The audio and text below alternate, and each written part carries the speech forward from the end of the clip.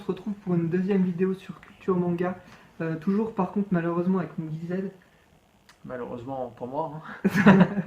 Donc aujourd'hui on va vous présenter donc deux mangas, c'est le principe des vidéos, les formats qu'on a décidé en tout cas. On va commencer par Bloodlad, c'est un manga de type shonen que j'ai commencé il n'y a pas longtemps. Il y a un mois. Il y a un mois, où j'ai tout de suite accroché. Donc l'histoire c'est Stas, donc, qui est un vampire du monde des démons qui contrôle un territoire, qui se trouve être en fait un otaku fan de jeux vidéo, de manga, quand tout à coup en fait sur ce territoire débarque Fuyumi, qui est une humaine. On ne sait pas trop comment elle débarque dans le monde des démons. Du coup Stas va la garder pour lui entre guillemets, pour qu'elle lui explique un peu comment ça fonctionne dans le monde des humains. Malheureusement, lors d'une attaque de territoire, Fuyumi meurt, et donc à partir de là, l'histoire s'enclenche, puisque Stas décide de tout faire pour ressusciter Fuyumi, qui est devenu un fantôme entre-temps. Voilà. Alors, mon avis, c'est un manga plein d'humour, que j'ai adoré, avec des personnages hauts en couleur.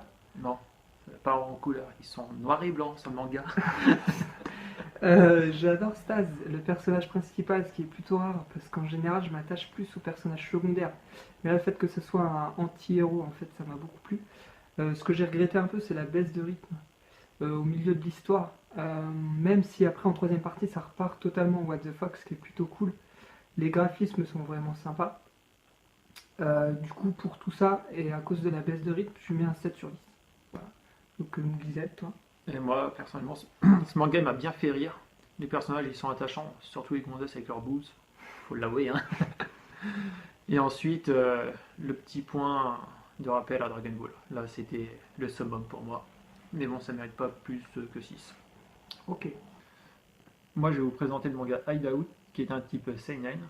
Alors, le personnage principal, Seishi, est en vacances sur une île avec sa femme pour essayer de sauver son couple de la destruction suite à la mort de leur enfant survenu un an plus tôt. Avec l'idée en même temps de faire un gamin et de le faire mourir après. Il est bien l'auteur. Alors, prétextant par la suite une balade en forêt en pleine nuit sous la pluie, il décida de tuer sa femme. Suspense. Alors, mon avis pour ce manga, c'est un excellent manga où je me suis plongé directement dedans les 3-4 premières pages. Et pourtant, il y avait un truc pas mal à la télé au moment où j'étais en train de le lire. Ouais. Le dessin, il est cool et surtout totalement différent de ce que je lis habituellement. Moi, j'ai vraiment adoré ce manga qui est un one-shot, au passage. Et du coup, je mets une note de 10 sur 10. Ok, donc moi, j'ai trouvé les graphismes très bien aussi.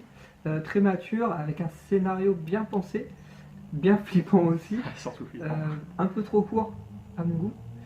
J'aurais aimé qu'en fait on développe plus le personnage de Seichi et sa femme. À cause de ça, finalement, je mets que 9 sur 10. Parce que c'est trop court et qu'on n'en apprend pas assez sur Seichi et sa femme. Donc merci d'avoir regardé cette vidéo. Si vous avez aimé, n'hésitez pas à mettre un pouce bleu. Voilà. Ouais, le pouce bleu, il l'a fait vers moi parce qu'il n'y a que moi qui suis bien en fait. D'accord, ouais, on y croit. Et du coup, un pouce bleu, partagez la vidéo, abonnez-vous. Et à bientôt pour une nouvelle vidéo. Voilà, très salut. prochainement. Salut.